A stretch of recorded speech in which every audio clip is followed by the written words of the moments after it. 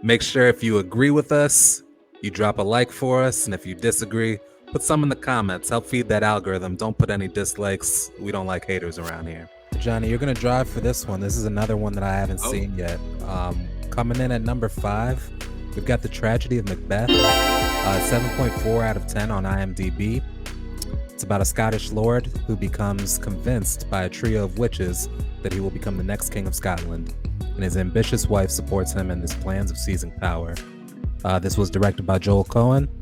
It starred Denzel Washington, Alex Hassell, and Frances McDormand, and you can find it on Apple TV. Let's get into the trailer real quick.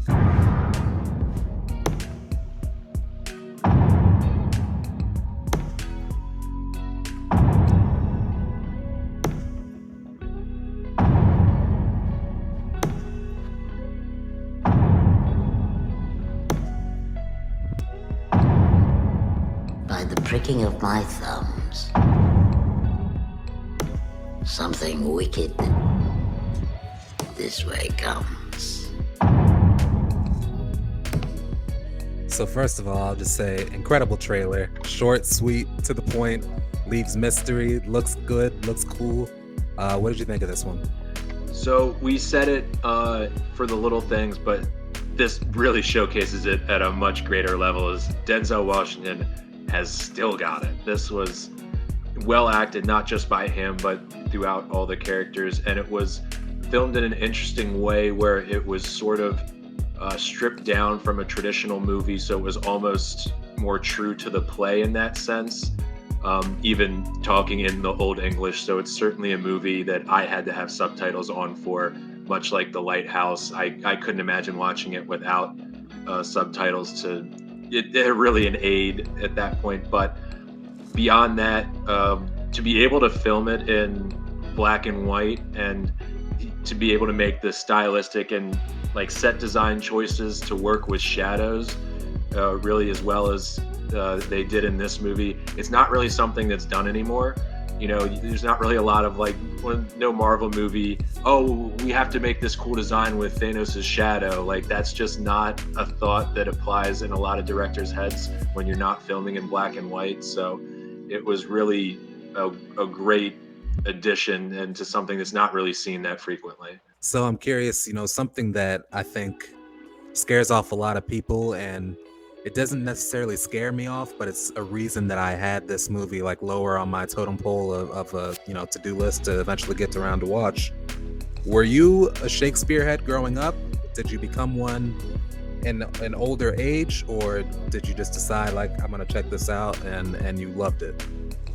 I wouldn't really say I'm a Shakespeare head by any means. Like, I read some of the plays in school because I had to, which, by the way, this had all the hits that you've heard before, Something Wicked This Way Comes, Out, Damn Spot, Double Bubble, Boil in Trouble. It had all of those lines that you're waiting for. So I can't really say that it was more so the Shakespearean aspect mixed with Denzel Washington, who I know is like a fantastic actor. If I had seen this movie come out with a different lead, I may not have wanted to watch. It was essentially the play. Obviously, there's liberties taken because it's a movie and they're making it for film, so they're able to do a little bit more. It was stripped down a little bit in that there's not any big set pieces really or anything like that, but it's more true to the play in that sense. But it's not just people reading lines at each other and then we have to roll down the curtain while they change scenes and stuff like that. Coming in at number 4, we've got our boy Nick Cage. We're doing Pig. So Pig is about a truffle hunter who lives alone in the Oregon wilderness that must return to his past in Portland in search of his beloved foraging pig after she is kidnapped. Let's get into the trailer.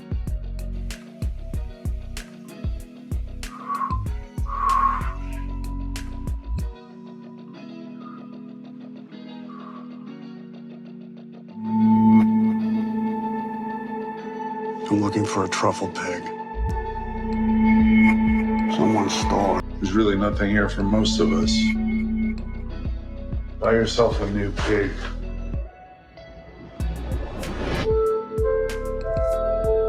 What are you thinking? I remember ever cooked. I remember every person I ever served. You live your life for them, and they don't even see you. You don't even see yourself. What were your thoughts?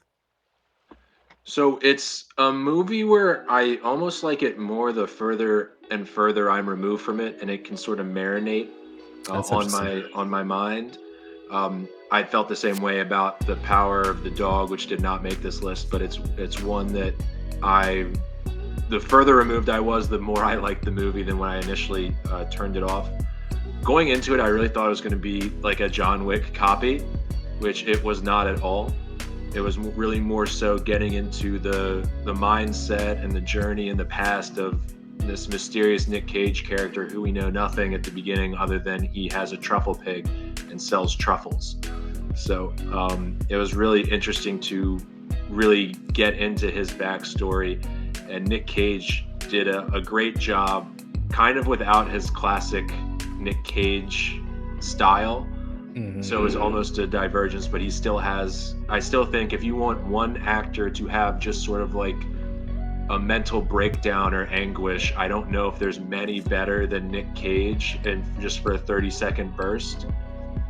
And he had a great monologue in the middle of the movie, which he's talking to a restaurateur, but it almost sort of sounds like he's talking to the entertainment industry as a whole, sort of about expectations and doing what you want to do, which I thought was interesting given where Nick Cage is at it in his career. All right, Johnny, with number 3, we're going to something that only I've seen. And I believe that if you've seen it, you'd have it at number 1 like I would. This is a personal number 1 for me. It was by far the best thing I watched all year. So let's get into it. The IMDb rating is 7.7 out of 10. It's starring Mackenzie Davis, Himesh Patel, and Matilda Lawler. Patrick Somerville was the creator. It's about a post-apocalyptic saga spanning multiple timelines, telling the story of survivors of a devastating flu as they attempt to rebuild and reimagine the world anew while holding on to the best of what's been lost. So this was actually based on a book that came out in 2014.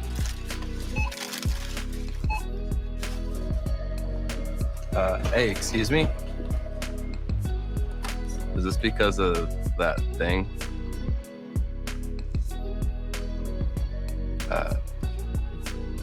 Should I go somewhere?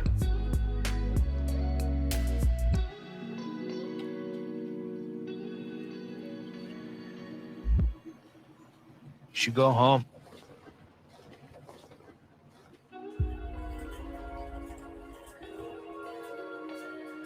What the world Never seen a flu like this before. needs Speed at now. which this virus kills. Chaos. I think this thing is really happening. Slow, You can see it out there. I can't stay here. sweet love. It's not safe. I was late. You were early. And adrift in a stranger's galaxy for a long, long time. I have found you 9 times before. Maybe 10. And I'll find you again. There is no rescue mission. We are safe. Johnny, I cannot stress enough how much this movie, or this show, I guess, was really the highlight of anything that I watched. I was just in awe. I was in shock. I finished it and I wanted to read the book. Like, that's how good it was. So I just can't stress enough how much I want you to watch this. I don't know. There's not much I can say about it with giving it away. It's, it's dealing with multiple timelines. That little girl that you saw in the beginning of the trailer, it turns into Mackenzie Davis as the show goes on. Constantly altering timelines, but it's not confusing. You very easily get the hang of everything. All the acting was perfect. All the casting was perfect. The cinematography was perfect. The music in the background was perfect. I honestly have no complaints over this show at all. If they didn't do a second season, I'd be fine with it because I think this was literally perfect. But if they do a second season, I'm almost positive that, it's going to be as well done as the first season. So I really have nothing negative to say. And if you had seen it, I think this would be number one. I really want TV shows to move more towards limited series that are one run. I don't want them to continue to feel burdened of having to make a second season when they become good and popular. I just think it's a much better way to tell stories and run television. Brought up a great point about limited runs. I'm 100% in favor of that. I was listening to somebody talk about somebody was reviewing a movie, and they said they don't watch TV. They said because it was manipulative, and I thought, that's a great way to talk about TV, because you could just finish the story. You could just tell the story, but a lot of times they know they can drag it out and get that money and, really just stretch everything out. And it waters everything down and it makes it worse, and it is manipulative. I think that's a very good way to talk about TV. I hope that's not what's happening here, and I don't get that sense at all. If they do a second season, I think it'll be great, but they told the story that they needed to tell in this first season, and I think it was beautifully done. All right, we're getting close to the top here. We're on number 2, Judas and the Black Messiah. It ran on HBO Max. It's got an IMDb rating of 7.5 out of 10. It stars my guy Daniel Kaluuya, Lakeith Stanfield, and Jesse Plemons. The director was Shaka King. Offered a plea deal by the FBI, William O'Neill infiltrates the Illinois chapter of the Black Panther Party to gather intelligence on Chairman Fred Hampton. Let's take a look at the trailer. Deputy Chairman Fred Hampton of the Illinois Black Panther Party. Repeat after me. I am a revolutionary. I am a revolutionary. I am a revolutionary. I am a revolutionary.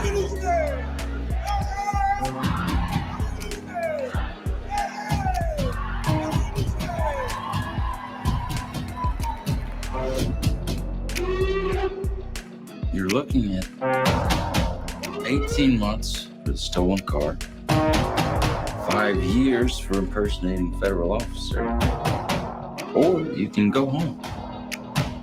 I guess I didn't know who the audience was going to be. And in turn, knowing your audience determines how a movie is made, or, how people are portrayed. But I was pleasantly surprised. So, Johnny, what'd you think of it? Yeah, I thought it was fantastic, and I admittedly had really close to zero knowledge of just the historical context and, what happened. Really, I had heard the name before, but it's not something that I knew a lot about. So it always makes for an interesting watch to be able to really learn something that did not happen all that long ago. And that I had really going in zero knowledge about. So this was educational in a sense as well. And everybody's acting was just incredible. It didn't go too long. It wasn't too short. It was just perfectly made. The casting was perfect. I hadn't heard the name Shaka King before, but knowing that this was the person who directed this movie, I'm definitely going to look out to see, what else they direct in the future. All right, let's move on to number 1, the best thing that we saw in the year 2021. All right, without further ado, the number 1 movie that we saw in the year 2021, and we both agreed on this one, Dune. So, Dune is a star-studded cast. It stars Timothée Chalamet, Zendaya, Rebecca Ferguson, among others. Denis Villeneuve is the director. It's the feature adaptation of Frank Herbert's science fiction novel about the son of a noble family entrusted with the protection of the most valuable asset and most vital element in the galaxy. Let's get into the trailer. My planet Arrakis is so beautiful when the sun is low. Rolling over the sands, you can see spice in the air. The outsiders ravage our lands in front of our eyes.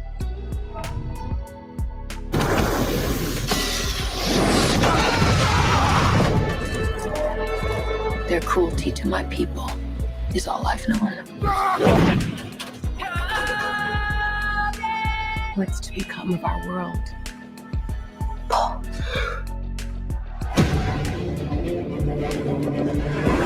A boy.